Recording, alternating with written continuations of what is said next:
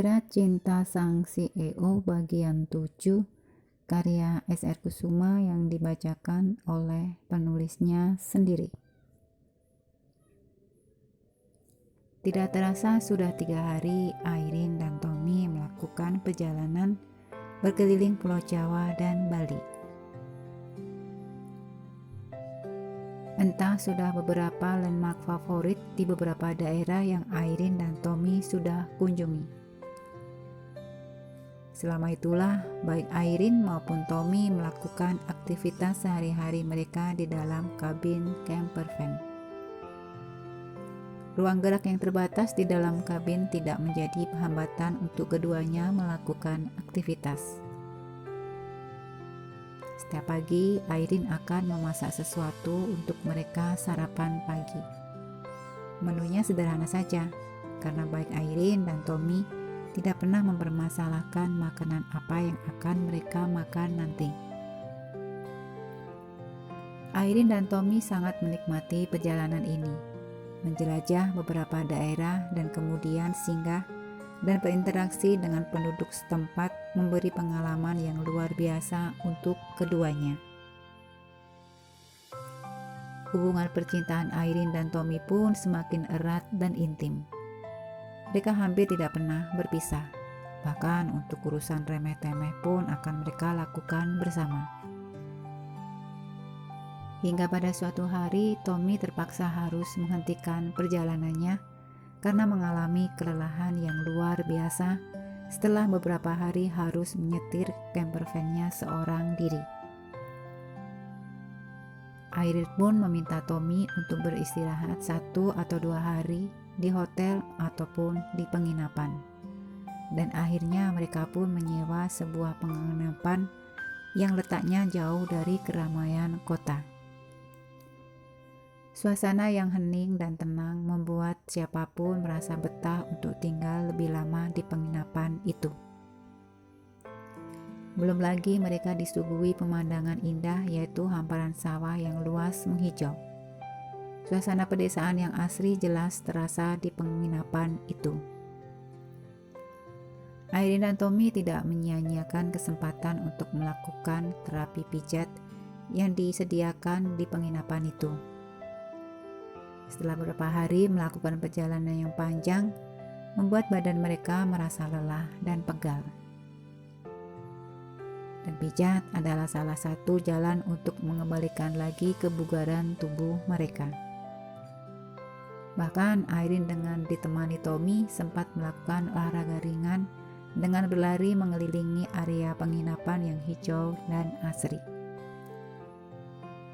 Menjelang malam, suasana hening telah terasa bahkan sebelum matahari terbenam. Cuaca malam itu rupanya sedang tidak bersahabat. Hujan deras mengguyur sedari siang membuat suasana semakin sunyi dan dingin. Hanya gemercik suara air hujan dan sesekali terdengar gemuruh petir. Dengan ditemani secangkir kopi hangat, Tommy sedang sibuk dengan laptopnya ketika tiba-tiba ia mendengar suara aneh dari dalam kamar mandi. Dengan ditemani secangkir kopi hangat, Tommy sedang sibuk dengan laptopnya ketika tiba-tiba ia mendengar suara aneh dari dalam kamar mandi. Airin, Tommy segera bergegas menuju ke arah suara. Tak lama kemudian pintu kamar mandi terbuka dan Airin keluar dengan wajah sedikit pucat dan lesu. "Sayang, kamu kenapa? Kamu muntah?"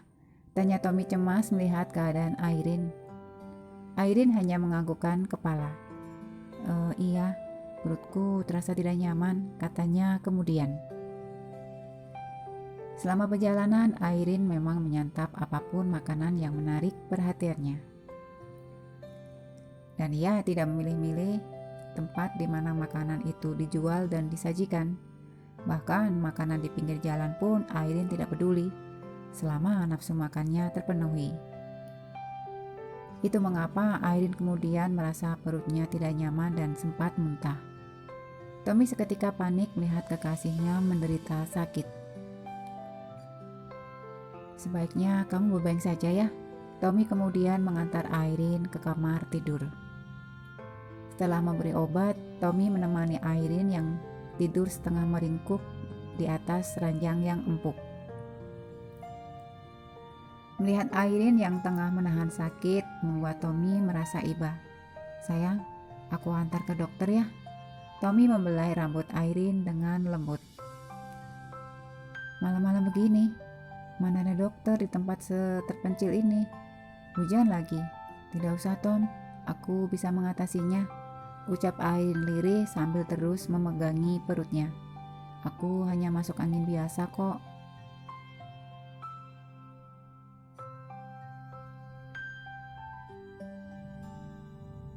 "Tapi kamu kesakitan. Aku tidak bisa melihatmu seperti ini. Coba aku tanyakan pihak penginapan. Siapa tahu ada dokter yang bisa dihubungi." "Tidak usah Tom, aku tidak apa-apa. Sebentar lagi rasa sakitnya juga hilang. Aku kan sudah minum obat," ucap Irene berusaha menenangkan Tommy yang terlihat gelisah. "Lain kali kamu makan jangan di sembarang tempat ya. Lagi pula tidak semua makanan cocok untuk perut kamu. Jangan sampai sakit," kata Tommy lagi cemas. Irene hanya menganggukkan kepala. "Iya, aku memang punya masalah di perut, jadi ini sudah biasa bagiku," katanya lirih. Gadis cantik itu kemudian mengambil minyak angin dari dalam tasnya yang tergeletak di samping ia tidur dan berusaha membuka tutupnya. "Sudah biasa, jangan meremehkan penyakit, Irene. Justru dari sakit biasa akan menjadi sumber segala penyakit," ujar Tommy. "Kamu mau apa? Biar aku bantu." Tommy mengambil botol dari tangan Irene dan segera membuka tutupnya. "Mana yang akan kamu oleskan?" tanyanya lagi. Perut," jawab Irene ragu-ragu. "Maaf ya, bolehkah aku?" Tommy menunjuk ke arah perut Irene. Irene hanya mengangguk pasrah.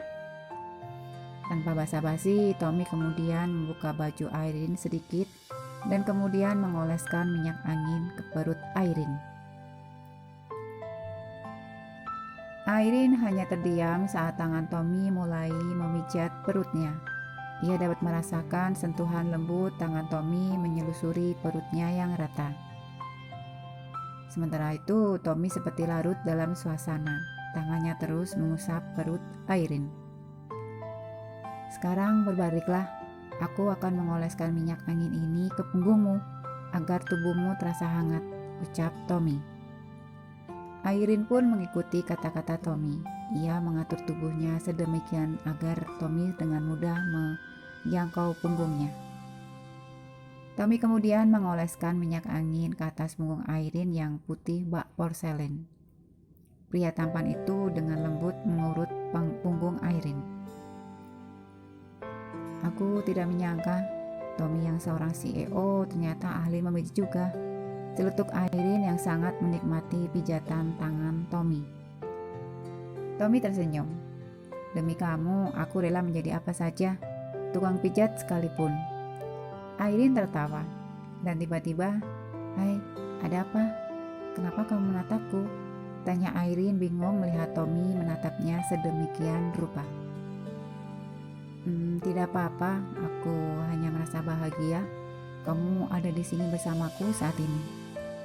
Irene terdiam. Selama ini Tommy menunjukkan sikap yang baik dan penuh perhatian kepadanya. Bahkan ia rela mengajaknya berkeliling Pulau Jawa dan Bali demi untuk menyembuhkan hatinya. Irene merasa sangat bersalah saat ia bersama Tommy, akan tetapi hati dan pikirannya justru tertuju kepada Aldi. Rasa bersalah yang terus menghantui membuat Irene merasa tidak tenang.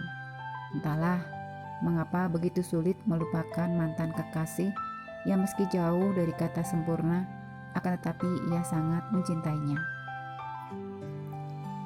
3 tahun bukan waktu yang singkat. Menangis tertawa pernah mereka lewati bersama. Aldi pernah menjadi seorang yang sangat spesial di hatinya, dan kini semua tinggal kenangan. Hati Irene belum sepenuhnya dapat menerima cinta Tommy. Akan tetapi melihat begitu gigihnya Tommy untuk mendapatkan hatinya membuat Irene merasa tersanjung dan terharu. Dan Irene tidak ingin mengecewakan Tommy. Meski sulit, Irene akan berusaha membuang bayang-bayang Aldi dalam kehidupannya. Sayang, sebaiknya kamu tidur ya, agar besok kamu bangun dalam kondisi yang lebih baik, kata Tommy sembari menyelimuti tubuh Irene. Tommy kemudian membaringkan tubuhnya menghadap Irene. Tidurlah, aku akan menjagamu di sini, kata Tommy lagi. Pria tampan itu kemudian memeluk tubuh Irene dan membiarkan Irene tertidur dalam pelukannya yang hangat. Bersambung, selamat membaca, terima kasih.